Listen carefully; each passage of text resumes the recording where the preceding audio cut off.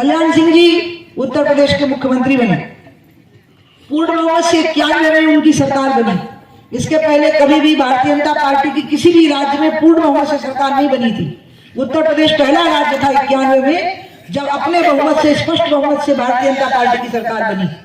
और जब ढांचे के ऊपर कार सेवक चढ़ गए और उसको गिराने लगे, तो उस समय पर कल्याण सिंह जी से पूछा गया, क्योंकि राष्ट्रीय एकता परिषद में उन्होंने वचन दिया था कि मैं इस ढांचे की रक्षा करूंगा। अब जब कार सेवक उसको ढहाने लगे, लेकिन कल्याण सिंह ने गोली चलाने का ऑर्डर नहीं दिया, कहा कि नहीं, गोली नहीं चलानी है, आप लाठी का प्रहार करिए, अन्य कोई भी तरीका निकालिए।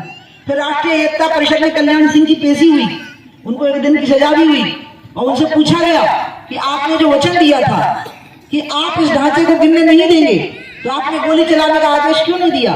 तो कल्याण सिंह जी ने कहा कि देखो, अगर वो कश्मीर के आतंकवादी होते तो मैं गोली चलाने का आदेश देता, वो तो राम के भक्त थे, मैं उन पर कैसे गोली चलाने का आदेश दे सकता? मेरे बड़े भाई थे वो। और मैंने भी अपने जीवन में स्वामी ब्रह्मानंद जी, रानी अवंतीबाई जी और कल्याण सिंह जी के आदर्शों को कायम रखा। और इसलिए जब मैं मुख्यमंत्री बनी तो मध्य प्रदेश में पहली बार पूर्ण बहुमत से भाजपा की सरकार बनी और 3/4 बहुमत से बनी। 232 सीटों में से हमने 173 सीटें जीती। लगभग उससे भी बुरी हालत राजस्थान में कांग्रेस की होने वाली है, आप देखिएगा। 3/4 बहुमत से हमारी सरकार बनी। पूरे हिंदुस्तान में किसी भी पार्टी की 3/4 बहुमत से उस समय पर सरकार बनाने वाला मध्य प्रदेश तीसरा राज्य था। उस समय पर तिरंगे का मामला आया, हमने तिरंगा फहराया था हुबली में, कर्नाटक में, और जहां पर तिरंगा फहराने पर रोक लगी थी तो हमने कहा भैया लाहौर और कराची हो तो हम मान सकते हैं, लेकिन भारत में ही तिरंगा न फहरा सके खुले मैदान में, वो भी 15 अगस्त को हमारी पार्टी ने हमको जिम्मा सौंपा। लाठियां चली, गोलियां चली, हम तिरंगा फहरा के माने और तिरंगा हमने फहरा दिया। ये बात है 94 खत्म हो गया। मुझे वहां के मुख्यमंत्री ने कहा कि आप पे केस नहीं है। मैंने पूछा कि देखो केस है तो बता दो। बोले नहीं, हमने जांच के अंदर डाला हुआ है, केस खत्म करेंगे।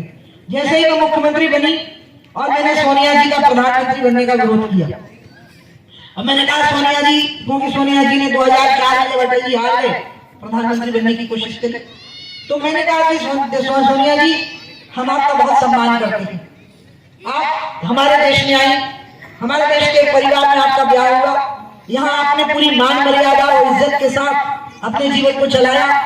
आपने ऐसा कोई गुण नहीं है जिसमें हम कहें कि आपने मर्यादाओं का ध्यान नहीं रखा।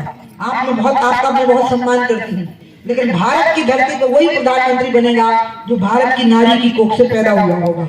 और अगर भारत की नारी की कोख से पैदा नहीं हुआ तो भारत में प्रधानमंत्री नहीं बन सकता। और अंत में जो माहौल पूरे देश में बन गया वो आपको पता ही होगा, सड़कों पे आ गए लोग, वही होगा कि प्रधानमंत्री नहीं बन सकते। बस वहीं से कांग्रेस के मन में मुझसे बदला लेने की बात आई और वो केस खोला गया कर्नाटक का, मेरे खिलाफ वारंट आया। मुझे अटल जी और अडवाणी जी ने कहा कि बेटा तुम जमानत ले लो। मैंने कहा ना, मैं जमानत नहीं लूंगी, क्योंकि और कोई अपराध होता तो मैं जमानत ले लेती। ये तिरंगे का मामला है, तिरंगे के लिए मिलिट्री वाले जान दे देते हैं, तिरंगे के लिए पैरामिलिट्री फोर्सेस जान दे देती हैं, तिरंगे के लिए पुलिस के बल अपनी जान दे देते हैं।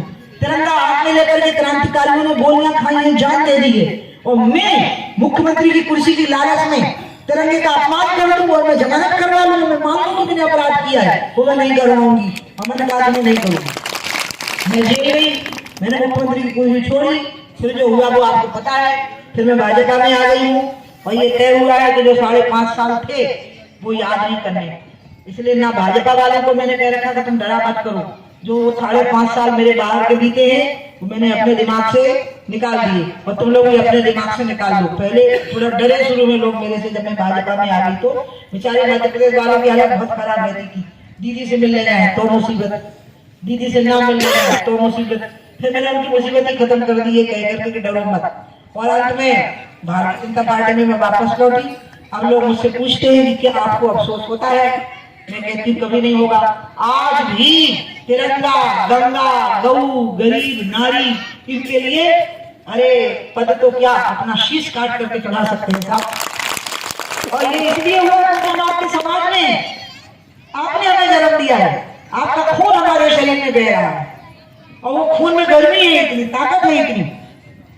इसलिए हमें नहीं आती चापलूसी, हमें नहीं आती साजिश, हमें नहीं आती चमचागिरी, और वो इसकी गलती है बाकीलाल की, और ये पीछे वालों की भी यही गलती है। इनमें बहादुरी है, निष्ठा है, सच्चाई है, चालाकी नहीं आती, झूठ नहीं आता, कपट नहीं आता, और उसका सामना करना भी नहीं आता। आप समझ गए ना? ये याद रखना, लोमड़ी भी कई बार शेर को छका देती है। अगर वो झाड़ी में छुप गई ना तो शेर को छका देती है, क्योंकि शेर को क्या आता है? गुर्राना। उसको क्या आता है? हुंकार करना। उसको क्या आता है? पंजा मार उसको। लोमड़ी को क्या आता है? वो तो छुप बैठी रहती है और घाट लगाए रहती है कि कौन सा मौका कमजोर होगा सामने वाले का। हम लोग इसमें हमें पता ही नहीं है, हमें आता ही नहीं। हमें तो एक ही बात आती है कि सच्चाई है तो सच्चाई है, और झूठी बात है तो झूठी बात है। हमें नेकी के साथ खड़ा होना है, हमें नेकी के साथ ही रहना है, हमें देश के साथ खड़ा होना है, हमें धर्म के साथ खड़ा होना है, हमें निष्ठा के साथ खड़ा होना है। इसलिए आज मैं आप लोगों से, उठाओ मेरे साथ हाथ, सब एकजुट रहो, उठाओ हाथ, मुट्ठी बांधो, हनुमान जी वाली मुट्ठी बांधो। अभी धौलपुर के आगे जब गुर्जर आंदोलन चल रहा था तो मैं हनुमान जी के एक मंदिर पे गुर्जर आंदोलन के समर्थन में वहीं धरने पे बैठ गई थी। इधर पूरा पुलिस बल राजस्थान का खड़ा हुआ था मुझे छेकने के लिए, और उधर चंबल में घड़ियाल थी। तो मेरे को लोगों ने कहा कि अरे आप गिरफ्तार थे तो बहुत चर्चा होगी, टीवी में आएगा। अरे हम लोग का अपना नाम बहुत है, जरूरत नहीं है इसके लिए ये ड्रामा करने की। मैं तो सच्चे मन से गुर्जरों के साथ हूँ गुर्जर आंदोलन में, इसलिए हम यहीं धरने पे बैठे जाते हैं। तो वो जो हनुमान जी थे उन्हीं के पास में मैं बैठ गई। वो हनुमान जी की मुट्ठी बनाओ जरा मुट्ठी फिर से, बोलो भारत माता की, अवंती बाई की, स्वामी ब्रह्मानंद जी की। अब मुझे यकीन है कि आप सभी लोग पूरी एकजुटता के साथ में रहोगे, और मुझे इस बात का भी यकीन है कि हमारा बाकेलाल ऐसा ही मुस्कुराता रहेगा। इतने अनंत कष्टों को पार करके भी उसके चेहरे की हंसी नहीं गई, उसके चेहरे से वो तेज नहीं गया जो सतोगुणी तेज व्यक्ति के चेहरे पर होता है, वो उसके चेहरे से नहीं गया। उसको पता नहीं है, जब मुझे पता लगा कि बाकेलाल को तो सजा हो गई तो मेरी सुन के मैं रह गई। मैंने कहा ऐसा कैसे हो सकता है, वो तो एकदम बेकसूर था। और मैं ऐसा छटपटाई सुन करके मैंने कहा मुझे तो उसको मिलने जाना है। और जैसे मेरा दौरा बना और ये स्थिति हो गई कि मैं आज यहाँ पर हूँ और मैदान में बाकेलाल कार्यक्रम रख लेगा, इसका मुझे अनुमान नहीं था। आप सब लोग इसको आशीर्वाद दीजिए, सब लोग इस परिवार की रक्षा करिए। इस पे अपने ही लोग संकट कर देते हैं, भाजपा साथ देती है, हमारी पार्टी साथ देती है।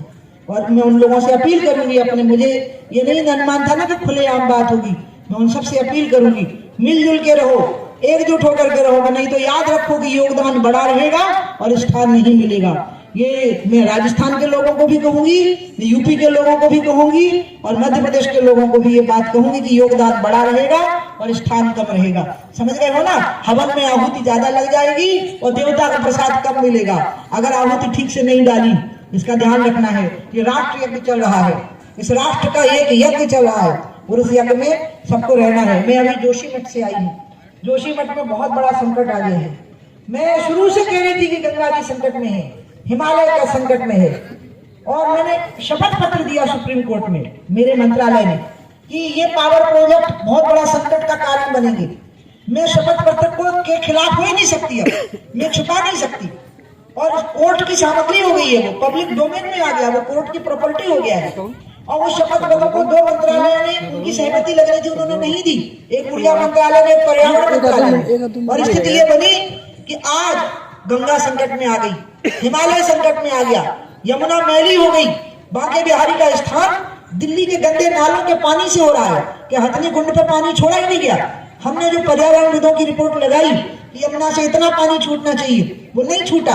और परिणाम ये निकला कि जो त्रिवेणी संगम में जो जल इकट्ठा होता है वो गंभीर का है, बेतवा का है, वो चंबल में आता है, और चंबल से वो यमुना में आता है, और यमुना से वो गंगा में जाता है। अगर आपको पता हो तो सबसे ज्यादा पानी चंबल लेके आती है यमुना में, और फिर अंत में यमुना वो पानी लेकर के गंगा में जाती है।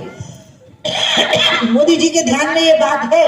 मोदी जी ने मुझे कई बार कहा कि उमा बहन में इस बात के लिए बहुत चिंतित हूँ, जब मैं उनके साथ मंत्री थी तब। और मुझे यकीन है हमारे हिमालय में बद्रीनाथ बैठे हैं, हिमालय में केदारनाथ बैठे हैं, हिमालय हमारा माथा है, बद्रीनाथ को हमारा भाग विधाता कहा गया है। गंगा हमारे जीवन की रक्षक देवी है। देवराह बाबा कहा करते थे कि गायत्री भारत माता की वाणी है, गंगा भारत माता का प्राण है और गौ भारत माता का मन है। जब आप गायत्री मंत्र बोलते हो तो भारत माता की वाणी होती है,